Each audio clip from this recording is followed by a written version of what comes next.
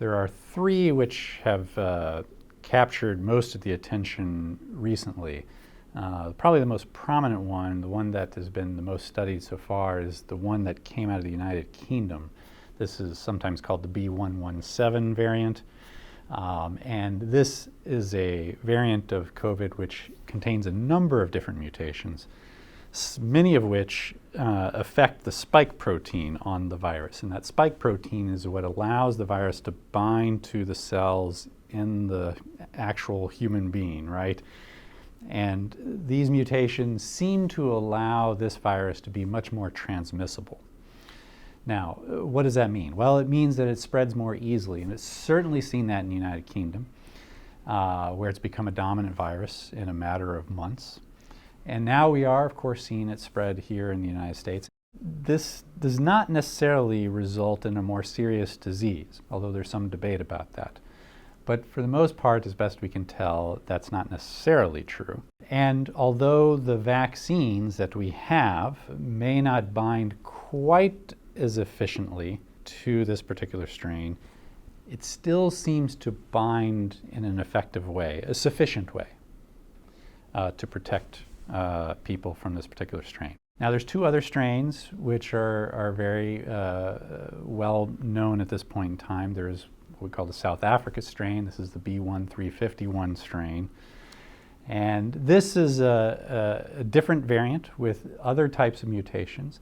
It too seems like it might be more transmissible. It has some characteristics in common with that B.1.1.7 strain. It seems to also be much more resistant to some of the antibodies generated by some vaccines. There is some less efficient binding there, and some concerns that with some vaccines it may not be quite as protective. And the last variant is one we know the least about, and that's the P.1 variant, which is coming from Brazil, or at least that's where it was first identified. Some of the same concerns there, much less information right now, though, to kind of help inform us what to think about that. Viruses are always mutating, right? These are just changes that happen with the replication process that the viruses go through. Some mutations, particularly when you see an accumulation of mutations occur, might allow that virus to spread a little bit more easily. And if that happens, then of course that strain, that new variant, as we sometimes call it, right, can become more common circulating in the population. And again, this is something we see with a lot of viruses, not just COVID. Think about flu, of course. Flu undergoes mutations every year. The mechanism is a little bit different with flu, but happens every year, and which is why we have to get, unfortunately, a different flu shot every year, too.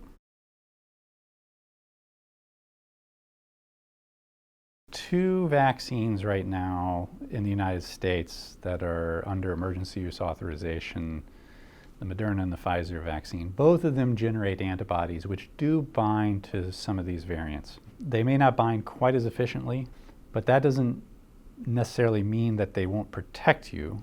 Both vaccines are clearly capable of being tweaked a little bit in such a way to cover for some of these variants.